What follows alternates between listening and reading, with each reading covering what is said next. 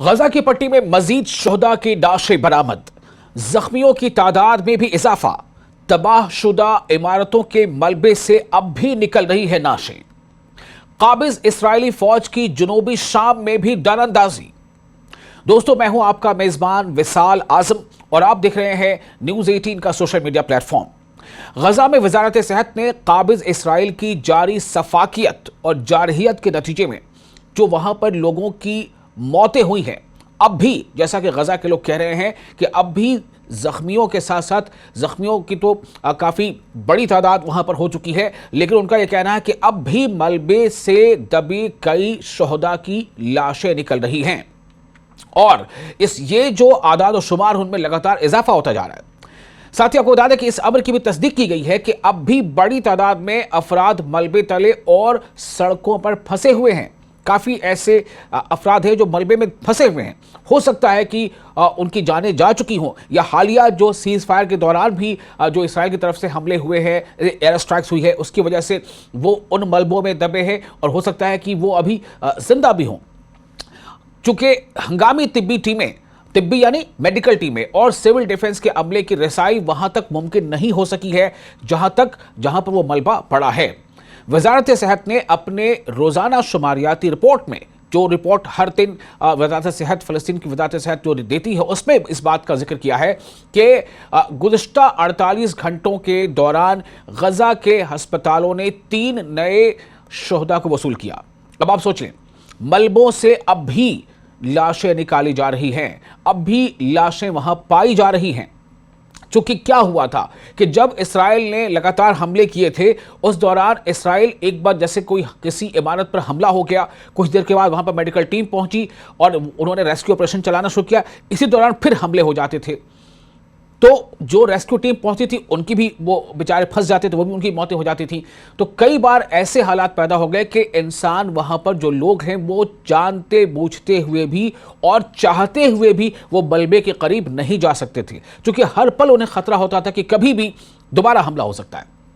और उसके बाद हालात इतने ख़राब हो गए, जो रिसोर्सेज होते हैं, जो मशीनें होती हैं, खुदाई के जो आलात होते हैं, उनकी भी कमी पड़ने लगी, जिसके नतीजे में ये जानते हुए कि इस मलबे के नीचे, इस इमारत के मलबे के नीचे कई लोग दबे हुए हैं, लेकिन उनकी बेचारगी महसूस कीजिए, उनकी बेबसी को समझिए कि वो कुछ नहीं कर सकते थे, क्योंकि उनके पास ये साजो सामान नहीं थे। ऊपर से हमले का डर अलग सताता रहता था। तो इस वक्त ये जो खबर आई उसके मुताबिक अभी भी मलबे से कई लोगों की लाशें निकाली गई हैं, जबकि 18 अफराद अलग अलग शिद्दत के जख्मों के साथ दाखिल हुए हैं। यानी ये जो जख्मों के साथ जो अफराद दाखिल हुए, जाहिर सी बात है जंगबंदी के पहले के लोग नहीं हैं, बल्कि जंगबंदी के बाद जो लगातार सीज फायर की खिलाफ वर्जी करते हुए इसराइली फौज या इसराइली फाइटर जेट्स जो हमले कर रहे हैं, उसके नतीजे में इमारत के मलबे में दबे लोग हैं वो जख्मी हालत में निकाले जा रहे हैं।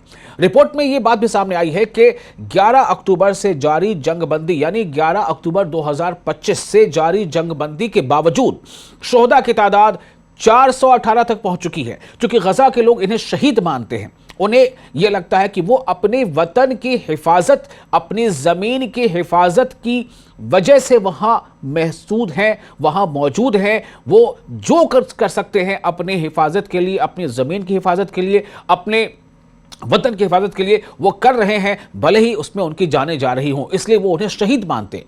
जबकि आपको ये भी बता दें कि जख्मियों की तादाद 1171 दर्ज की गई है। ये 1171 लोग जख्मी हुए हैं। कब से कब तक?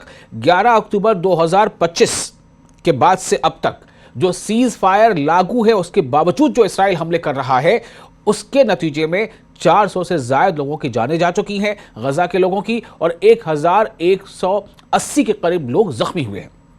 इसके साथ अब तक 684 जो शोहदा हैं, मैं बार बार कह रहा हूं कि जो इस पूरी कोशिश में के दौरान जो लोग वहां जिनकी जानें जा रही हैं, उनको गजा के लोग शहीद के मानते हैं। तो जैसे कहते हैं ना, कोई फ्रीडम फाइटर होता है, अपनी ज़मीन, अपने मुल्क की आज़ादी के लिए जो लड़ाई लड़ता है, या जो अपनी मुल्क की लड़ाई के लिए जो जद्दोजहद करता है, आज़ादी के लिए जद्दोजहद करता है, उसे फ्रीडम फाइटर कहते हैं, तो शोहदा शहीद कहते हैं। तो 684 शोहदा को मलबे तले या मुख्तलिफ इलाकों से निकाला जा चुका है। ये कब से कब तक की बात है? ये सीज फायर लागू उसके बाद इतने लोगों को मलबे से निकाला जा चुका है अब तक। अब आप सोचें, न जाने कितने सैकड़ों लोग मलबे के नीचे अभी दबे होंगे, क्योंकि कई इमारतें जो ऊंची ऊंची इमारतें थीं, 10 मंजिला इमारतें, 12 मंजिला इमारतें, 8 मंजिला इमारतें, वो इमारतें जब ज़मींबोस हुई तो जाहिर सी बात है उसका मलबा कितना ज़्यादा रहा होगा। उस मलबे के नीचे जो लोग दब गए, कई लोगों की जानें चली गई, और कुछ ऐसे हैं जो सीज़ फायर के दौरान के हमले के दौरान जो इमारतें ज़मींबोस हुई हैं उसमें कुछ अभी भी ज़ख्मी हालत में उस मलबे के नीचे दबे हुए हैं। वजारत सेहत ने इस बात की भी निशानदेही की है कि 7 अक्टूबर 2023 से शुरू होने वाले इस्राएली हमलों के दौरान मजमूई तौर पर 80,000 के करीब फ़लस्तीनी लोग, गजा के लोग शहीद हो गए, उनकी जानें चली गई, और 1,80,000 के आसपास जो है वो जख्मी हुए हैं। ये कब से कब तक? अक्टूबर 2023 से लेकर अब तक, जो कि गजा की हिस्ट्री की, गजा की तारीख की सबसे हौलनाक इंसानी सानहात में शामिल है। वजारत सेहत ने कहा है कि 26 दिसंबर 2025 से 2 जनवरी 2026 तक नए आदाद व शुमार की तस्दीक और इसमें मारे जाने वाले लोगों की कमेटी से मंजूरी के बाद 110 मजीद लोगों की जाने को, जो शहीद हुए हैं, उन्हें मजमूई आदाद में शामिल किया गया है। ये फ़लस्तीन की जो वजारत है उसका कहना है। वजारत सेहत ने खबरदार किया है कि काबिज़ इसराइल के मुसलसल बमबारी और महदूद वसाइल, यानी एक तो बमबारी ज़बरदस्त हो रही है और फ़लस्तीनियों के पास, गजा के लोगों के पास बहुत महदूद रिसोर्सेज हैं, बहुत लिमिटेड जो है उनके पास, ये कह लीजिए कि चाराजोई है या मशीनें हैं या लिमिटेड जो है रिसोर्सेज है, जिसकी वजह से वो मलबे से अपने लोगों को निकाल सकें। तो महदूद वसाइल की वजह से शहरियों की मुश्किलात में बहुत ज़्यादा बढ़ोतरी हो गई है और इमदादी कार्रवाइयों की नाकामी से इंसानी नुकसान मजीद बढ़ने का खदशा है। चूँकि इसराइल लगातार वैसे तमाम NGOs जो नॉन गवर्नमेंटल ऑर्गेनाइजेशन हैं, उन्हें भी वहाँ पर अपने तौर पर वहाँ खिदमत अंजाम देने में, सेवा करने में लोगों की, उससे रोक रहा है।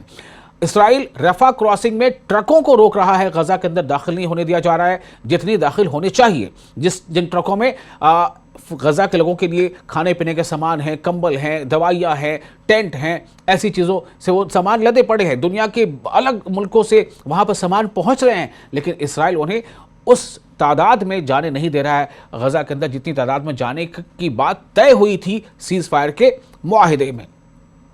अब एक और आपको बात बताते हैं, काबिज इसराइली फौज की जनूबी शाम यानी सीरिया में भी दरअंदाजी जारी है। यानी एक तरफ तो आप गजा और फ़लस्तीन में देख रहे हैं ये हालात, काबिज इसराइली फौज की जनूबी शाम यानी सीरिया में भी दरअंदाजी जारी है।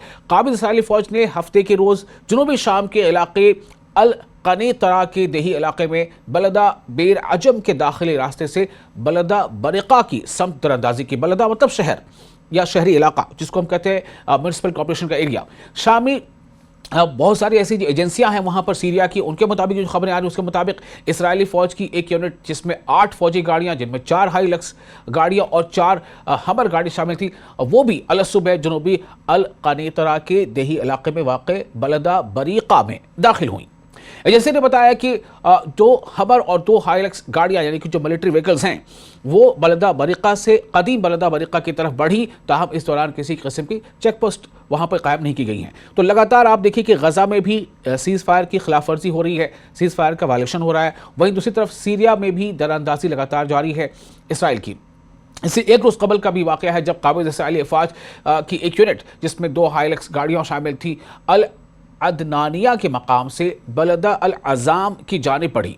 बादिज़ा अल कनीतरा के शुमाली दही इलाके में वाक़े बलदा रुहैफना के समत पेशकदमी की और कुछ ही देर बाद वापस लौट गई। यानी ये तमाम चीज़ें हो रही हैं। जो सीरिया की ज़मीन है वहाँ पर इसराइली मेडिकल जो मिलिट्री व्हीकल्स हैं वो लगातार दंदराते हुए वो जाती हैं। यानी कोशिश यही है कि किसी तरह से वहाँ पर दरअंदाजी की जाए और सीरिया के लोगों को जो सरहदी इलाके हैं वहाँ से उनको पीछे हटने पर मजबूर किया जाए। तो ये हालात वहाँ लगातार बने हुए हैं। यानी इसराइल अपनी हरकतों से बाज नहीं आ रहा है और गजा के लोग आलमी बिरादरी से अपील कर रहे हैं कि वो इसराइल को इस तरंदाजी से रोके। और गजा के लोग ही नहीं बल्कि UN जो यूनाइटेड नेशंस की कई सारी ऐसी एजेंसीज हैं जिसमें बार बार इस बात का जिक्र हो रहा है कि इसराइल अपनी हदों को पार कर रहा है।